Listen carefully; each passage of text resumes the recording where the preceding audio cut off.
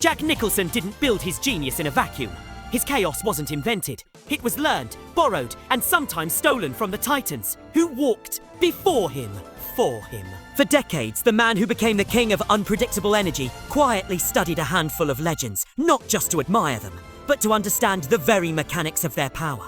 He looked to them as mirrors, as warnings, and as impossible standards. The 6 actors who truly shaped Jack Nicholson's craft represent a secret history of modern acting itself. They are the quiet forces, the raging fires, and the calm centres that he spent a lifetime orbiting. To know them is to crack the code of Nicholson's own legendary career. Robert De Niro stands at the absolute peak for Nicholson, occupying a space beyond admiration, edging into reverence. This isn't about flattery. It's about a profound, almost intimidating respect for a force of nature. Nicholson famously said that De Niro says more with silence than others say with monologues. In an industry built on volume and declaration, Nicholson was hypnotized by the actor who made emptiness speak volumes. To him, De Niro wasn't just performing, he was embodying a terrifying truth. He watched him dissolve into the gritty despair of mean streets, the self-destructive obsession of Raging Bull, and the simmering rage of Taxi Driver. Each performance was a lesson in absolute immersion. Nicholson once joked, "You don't act with De Niro." You hang on and hope the moment doesn't swallow you. That punchline hides a serious truth. De Niro represented a level of lived-in, dangerous authenticity that felt both aspirational and frightening. Their paths intertwined in a telling way. But when The Departed was casting its mob boss, Frank Costello, the role was first offered to De Niro. He passed. Nicholson took it, and in doing so, delivered one of his most wildly chaotic performances. He later admitted that it felt as if De Niro's ghost was still on the set, a spectral standard he felt compelled to either match or violently oppose. De Niro for Nicholson is the ultimate blueprint. The proof that the most powerful acting isn't about doing more, but about being more, with a discipline that borders on the sacred. If De Niro is the standard of silent power, Al Pacino is the explosion that Nicholson could never quite tame and never wanted to. Pacino represents a different kind of truth, one that is loud, visible, and electrically raw. Nicholson described him perfectly. Al doesn't play characters. Play characters. He erupts into them. Both men rose in the volcanic creative era of the 1970s, a decade that rewarded gritty truth over polished technique. While Nicholson was carving his path with anarchic charm, he watched Pacino redefine intensity in The Godfather and Dog Day Afternoon. He was fascinated by Pacino's complete lack of softness, his ability to enter a scene as if his survival depended on it. Nicholson envied the transparent electricity of Pacino's work, noting that has one of the greatest faces in film. You see every thought happen on it, like lightning under skin. Look at us as they Oedipus. For an actor like Nicholson, who often wielded subtlety and smirk, Pacino's brand of bare wire emotion was a masterclass in fearless exposure. They shared a fraternity of ambition. Two sides of the same revolutionary coin.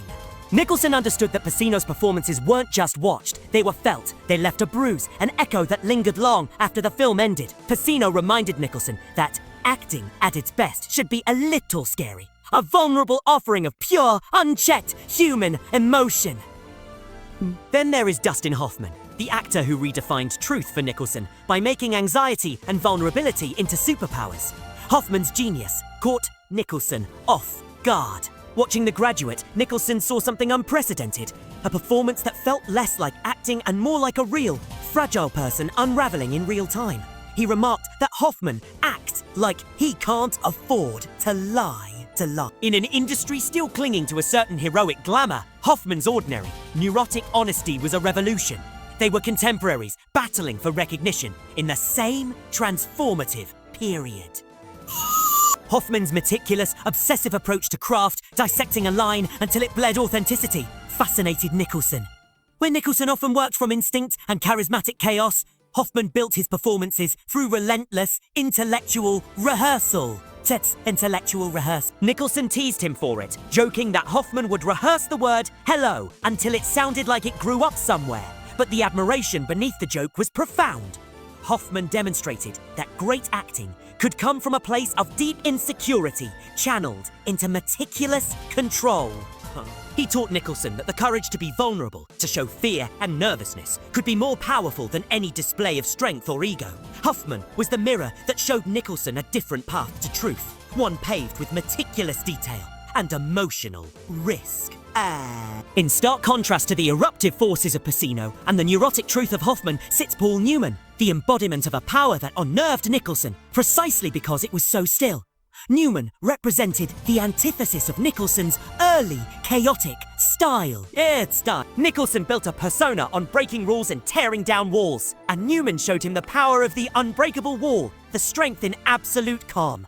Nicholson observed that Newman was the only actor who could make silence feel dangerous. Watching The Hustler, he saw a masterclass in minimalism, how a barely perceptible glance or a subtle shift in posture could carry more weight than a shouted monologue. Newman's cool control terrified Nicholson because it was a territory he himself rarely inhabited.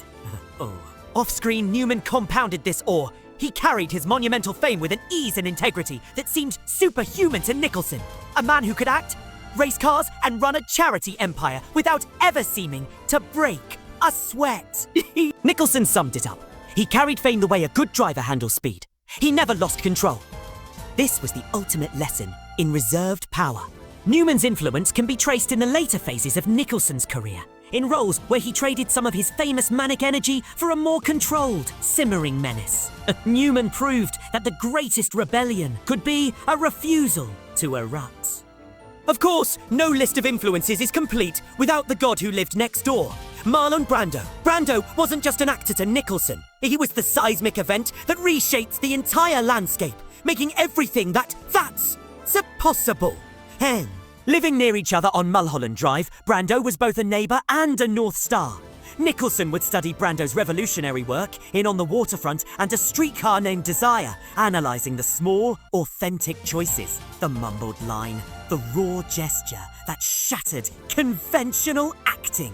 Brando's method was a controlled chaos, a way of being so truthful it felt unpredictable. When they finally worked together in the Missouri breaks, Nicholson got a front row seat to the Brando experience. Improvisation, disregard for convention, and a mercurial process that would panic any crew. Instead of being frustrated, Nicholson was enthralled. He called it the most unpredictable job of his life, and you sense he loved every second of it. Brando made him feel alive in the chaos.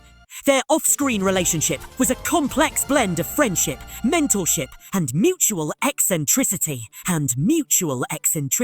When Brando died, Nicholson was devastated. Brando's legacy to Nicholson was the foundational permission to rebel, to embrace danger and unpredictability as tools of the trade. Every time Nicholson leaned into a role's chaotic, dangerous edges, he was walking a path that Brando had carved out of the wilderness. Finally, Nicholson reserves a special, grounded respect for Gene Hackman, the consummate blue-collar genius. Hackman's influence isn't about myth or rebellion, but about pure, unadorned craftsmanship. Nicholson didn't smile when talking about Hackman. He nodded with the respect one master craftsman gives another. "That guy never missed," he said. What drew Nicholson to Hackman was his utter lack of pretension, his ability to walk onto a set already fully inside his character, as if he'd clocked in from a regular job. He called him the blue-collar genius, because every moment Hackman delivered felt earned, honest, and devoid of actally ego. From the raw instinct of the French connection to the quiet regret of Unforgiven, Hackman's truth was contagious.